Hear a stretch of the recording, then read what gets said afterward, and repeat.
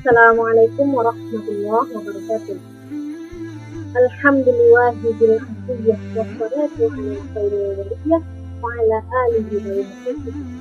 Asyhadu an la ilaha illallah wahdahu la syarika lah wa asyhadu anna Muhammadan abduhu wa rasuluh la nabiyya ba'da amma ba'd. Baiklah, pada kesempatan kali ini kita akan mempelajari tentang peradilan Islam. Adapun objek kajian kita kali ini berkenaan dengan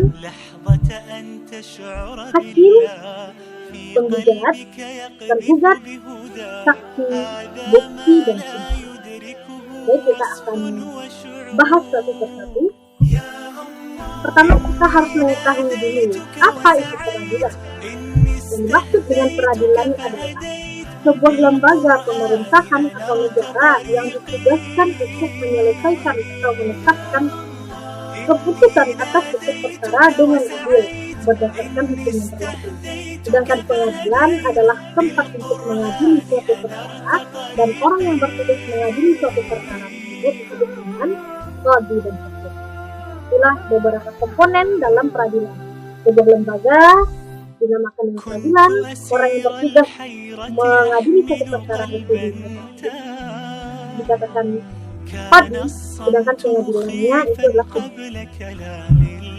Kemudian hakim, apa yang dimaksud dengan hakim dan bagaimana cara cermat untuk menempati posisi hakim tersebut? Hakim adalah orang yang diangkat pemerintah untuk menyelesaikan pertentangan dan memutuskan seluruh suatu perkara dengan adil. Dan itulah yang dikatakan dengan hakim. Sedangkan syaratnya, yang pertama Islam, yang kedua mukallaf. Mukallaf di sini yaitu balik dan bekal. Balik yaitu sudah mampu membedakan antara yang hak dan yang batil, yang benar dan yang salah. Kemudian berakal. Jadi apabila tidak terpenuhi dalam syarat-syarat hakim. Kemudian merdeka. Oleh karena itu seorang budak atau hamba sahaya tidak bisa berposisi sebagai hakim. Kemudian adil, bukan tidak. Kemudian adalah laki-laki. Kemudian macam-macam hakim. Nah, klasifikasi hakim ini terbagi tiga. Yang pertama, ada hakim ini dia mengetahui kebenaran dan dia memutuskan dengan kebenaran yang dia ketahui. Dia mengetahui bahwa hukumnya seperti ini, bahwa hukumnya itu haram atau halal, lalu dia putuskan suatu perkara tersebut berdasarkan apa yang dia ketahui. Yang kedua yaitu hakim yang mengetahui kebenaran, tapi dia memutuskan perkara menyimpang dari kebenaran yang diketahuinya. Dia mengetahui bahwa perbuatan tersebut haram, namun berkemungkinan orang yang memutuskan yang bersengketa ini merupakan teman sejawatnya ataupun kerabatnya. Kemudian perkara haram yang dilakukan oleh kerabatnya ini dia putuskan bahwa hal tersebut adalah halal. Jadi dia menyimpang dari kebenaran yang dia ketahui, yang sebenarnya perbuatan yang dilakukan itu adalah haram, namun karena dia merupakan kerabatnya maka dia menghalalkan perbuatan. Inilah hakim yang tidak sesuai dengan ketentuan. Ketiga, ada hakim yang tidak mengetahui kebenaran dan memutuskan perkara dengan ketidaktahuannya. Hakim ini dia tidak mengetahui bahwa hukum tersebut adalah halal atau haram. Nah, dia juga memutuskan perkara ini juga sesuai dengan apa yang tidak tahuannya tersebut, sesuai dengan kebodohannya itu.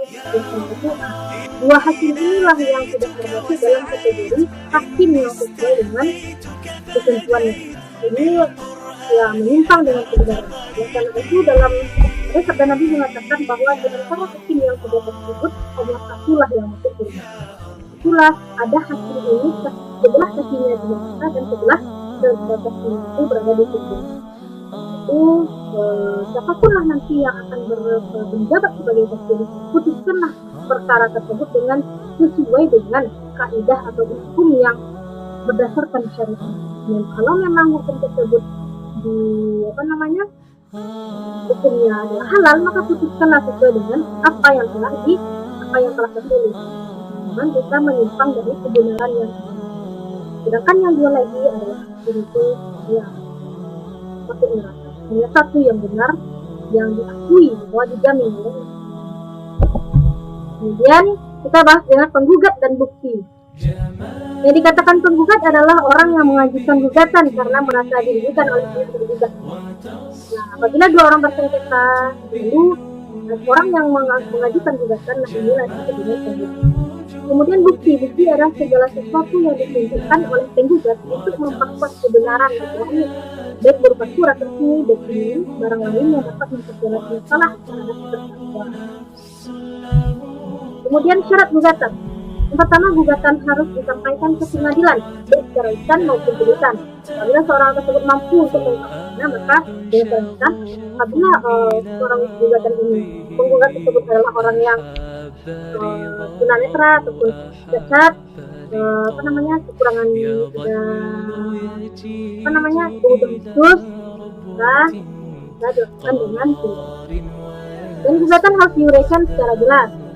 Ketiga, pihak tergugat harus jelas orangnya, bukan satu orang.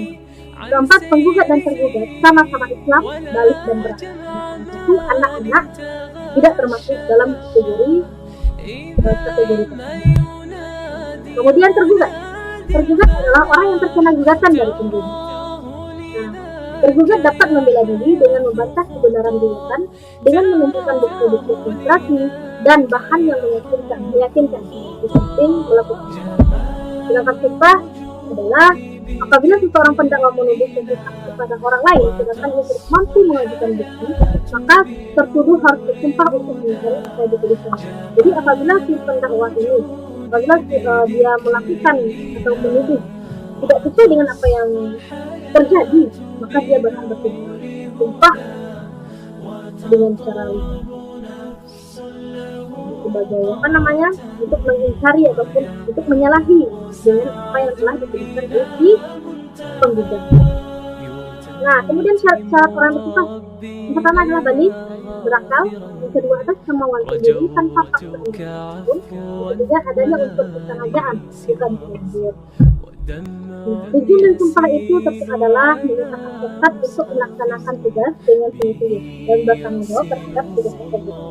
Kedua, membuktikan dengan sungguh-sungguh bahwa yang bersangkutan berada di pihak yang benar. Jika kita memang berada di pihak yang benar, maka tunjukkan ungkapkan kebenaran. Itulah itu dengan cara bersumpah. Karena bersumpah itulah sebagai bukti bahwa untuk meyakinkan bahwa memang kita itu berada di pihak yang benar.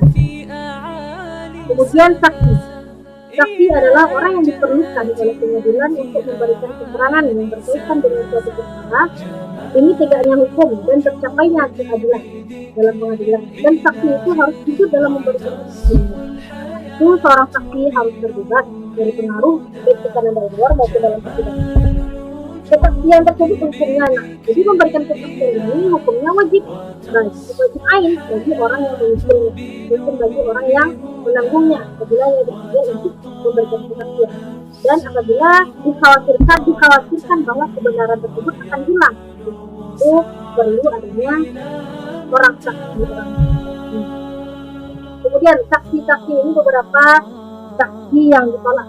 Pertama, saksi yang tidak adil, kemudian saksi seorang musuh kepada musuhnya, ketiga saksi seorang ayah kepada anaknya, saksi seorang anak kepada ayahnya, dan yang terakhir orang yang menumpang di rumah terdakwa. Nah, hal ini berkemungkinan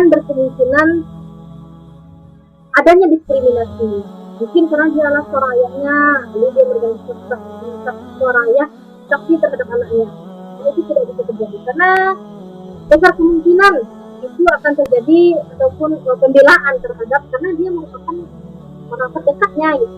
Dia tidak bisa dia dijadikan saksi.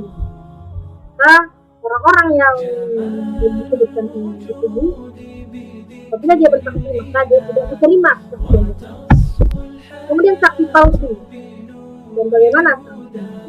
Menurut Imam Malik dan Imam Syafi'i serta Imam Ahmad bahwa memberikan saksi palsu hukumnya ditahdir atau diyakinkan dan dia disamakan dengan saksi palsu.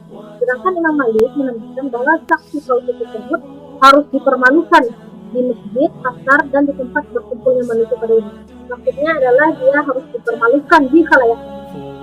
membuat orang-orang masyarakat tahu bahwa dia tersebut telah memberikan kesaksian yang palsu, sehingga seseorang yang jujur salahkan. Nah, lanjutkan itu dengan tujuan agar dia dipermalukan di tengah.